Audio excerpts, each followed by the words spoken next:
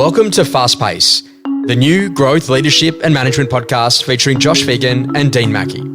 We wanted to peel back the layers on what happens in the world of fast-paced real estate agencies, from new leadership models to the management challenges we all face each day. This is about a new era in the estate agency sector.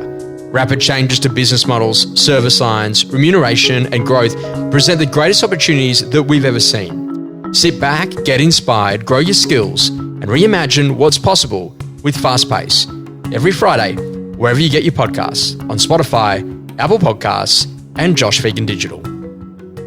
Planning is one of the most amazing tools as a business leader. You get the chance to be able to really set forward that course on where the business is going to go and what's actually going to happen.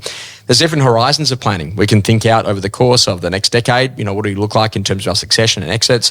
What are we doing over the course of the next 5 years? What are we doing in the next 12 months? And then all of a sudden that scales down into individuals, into businesses, into what it is we're actually going to do to go and scale in. Dean, it's a really important part to be able to understand, when you plan, how often you plan, what you actually talk about, and then actually what you do to get those plans on the runway, like really making sure that execution happens inside of the business rather than just a whole great set of ideas that never actually get actioned. Dean, you've been around planning for a long period of time. What's the stuff that you really found that works? And are there any guideposts here to make sure that you've got great planning rhythms to really set up for a successful business? Absolutely, Josh. I think that... I'm like you. I've seen a lot of people put business plans together and it just goes in the top drawer and it doesn't get executed. Yeah.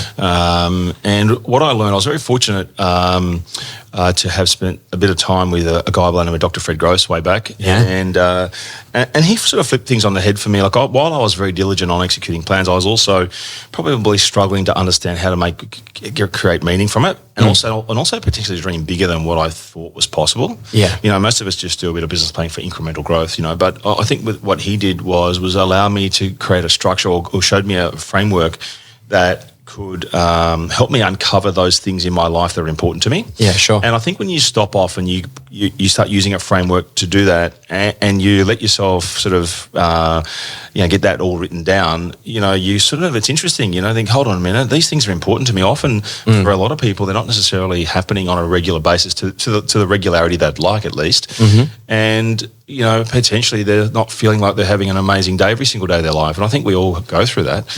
And this particular technique in the framework was to how do we get all of that out on paper, number one. Number two, how do we now fit it into the diary first before we go and write a business plan, right? And the important part there was a secondary part, was you do all that and then we'd stop off and we'd go, actually, you know what?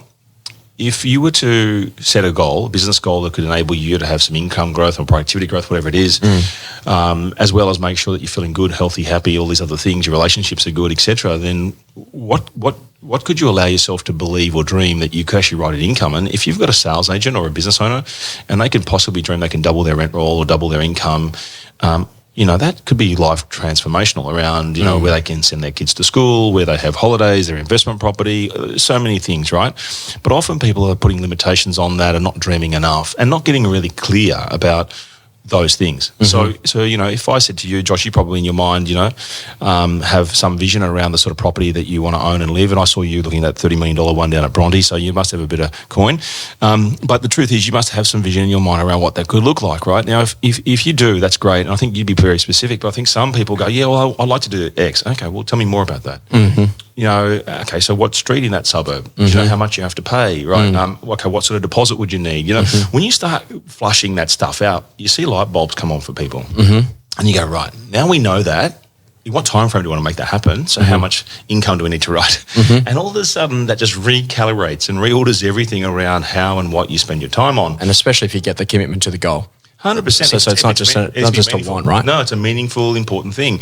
And for some people, they've got different goals that are important at different times. But if you sort of got to go through the whole lot and go, right, let's take stock. What's our life look like today? So I get people to go through and do a bit of a SWOT analysis of where they're at in their life. Like, let's get clear about the where we're at and what is it we'd really like to see happen, right? And if we can get clear about that, let's put in using the old SMART formula around how do we structure those goals and get really detailed around what does it mean overall. So you might have a nice big goal, but the next step, it's all about reverse engineering. You take the big goal, you go, okay, we've got clear about what's important to us, we set the goal, and then we work backwards and go, right, for me to know that I'm on track with this, what are my daily habits and activities need to be moving me closer towards that every day? And what are my milestones along the way to know if I'm on track or off track so I can set and adjust?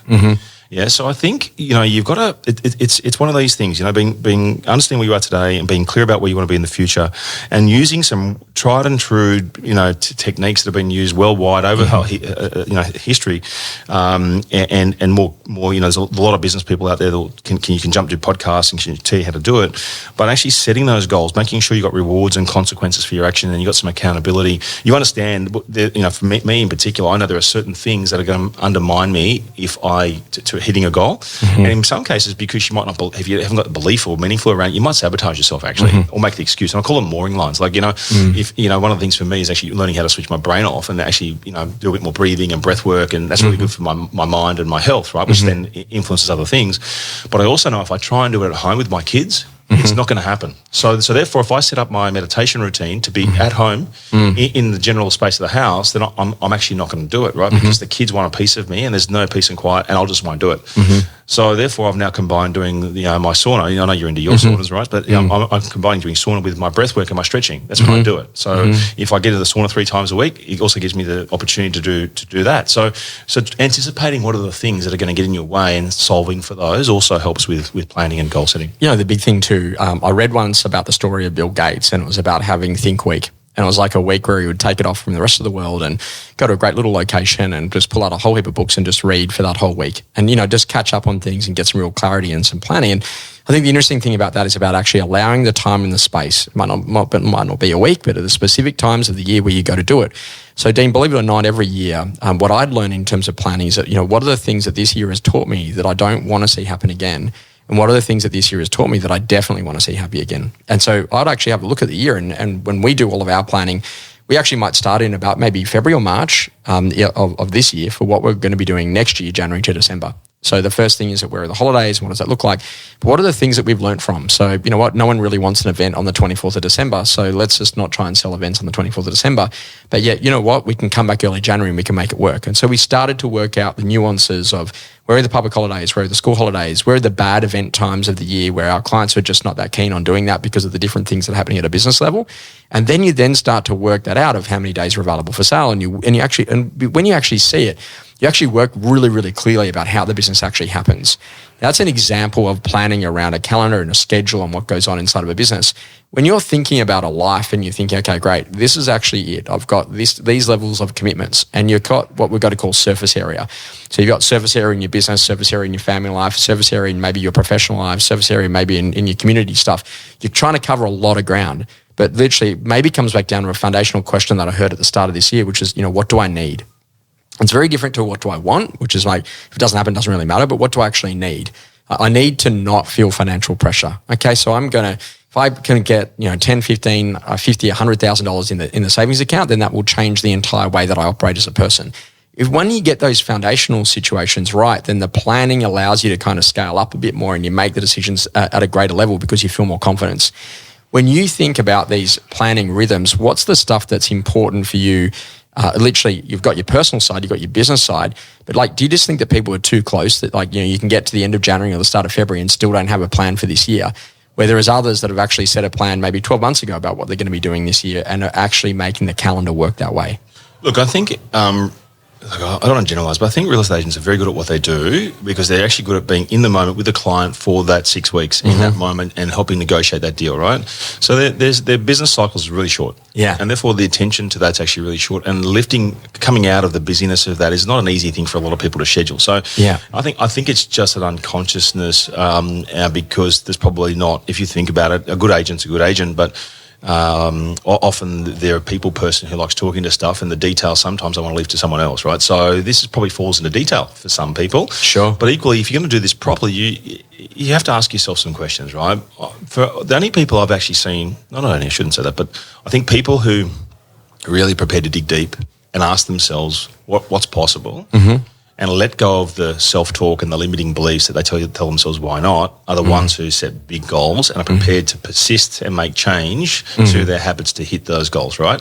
But people who have some self-talk or belief issues will typically make an excuse at the first possible corner and then it's all over, Red Rover, right? Market a competitor, Yeah, whatever. whatever. Yeah. And so then they become at the effective things as opposed to having a growth mindset. So having a growth mindset and being prepared to improve and be self-critical is a prerequisite, I believe, to actually setting good plans. So Brent and I in our business are saying, let's pull the thing apart. Let's the next 2 weeks, let's work out all the things that we're actually not happy about. Right? Let's get red lights. Yeah, don't work. Let's be as super critical as we possibly can and go, yeah, this is all not good, right? Okay, and then you go, that's where I'm at. That's my starting point. So where do I want it to be, and is it important enough to make that happen? And it's sort of when you get clear. We've made some decisions on pivoting some business model and making some changes. I was just talking to you about that off air, but it was one of those things where you don't have to be wedded to things, and if things need to pivot, you need to pivot, and you need to be open about that. And it's actually a great process, but you've got to be prepared to go in and get like, okay, I've got to let go of my ego around what I thought I was doing or how I feel about it or whatever, and go, what's really important? And so when you talk about relationships and your health, lots of parts of your life, I think you're right. You've got to go, well, I think you're doing an order for all of it and go, how am I going to prioritize this? What's going to be most important to me? Actually being my best self, to being happy with my day, happy with my life, and happy with those parts of it. I don't think you're ever going to have it all in balance, right? But that's the endeavor. So I think for a business owner or an agent, you've got to be really clear. So that's why I started with this whole life on purpose stuff, like getting clear about those things are important in your life and reverse engineering it. And then you've got to do that for your business as well. So, again, I'm talking about doing it from a personal perspective, but then do it from a business perspective. Understand what your strengths and weaknesses are and all of your opportunities. So what's going on in the market? What's your market share? What's going on? How are you going to actually grow your business this year? What's the market size? Do you need to take another office? Do you need to consolidate? Do you need to merge? Don't know. All those things you've got to ask about, because market share is crucial, right? Like if I start with an agent, I'm like, yeah, cool, let's do your life on purpose stuff. Now let's have a look at your market share. Because your market share is what's going to drive, obviously, your income and what the opportunity is. So let's have a look at your market share. Then let's develop a plan based upon our targets for market share from where you're at now for where we want to go to. What's your personal marketing plan? Yeah. Right, so we need to break it detail all down. Yeah, what's your prospecting plan? Hey, what's your personal development? To get there, what's going to be the skills you need to develop this year? Okay, let's get clear about that. What about team? Okay, what do we need to do about team? So you got to go around the whole world, and then you need to go, right, I've got a written plan for each of these parts of my life.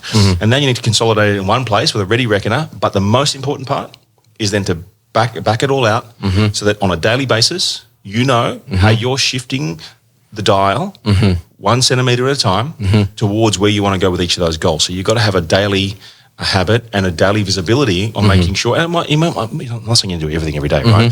But there are certain non-negotiables that you should be doing more often than not. And so for me, they're the sorts of things I think that really make a difference in business planning and goal setting and being effective.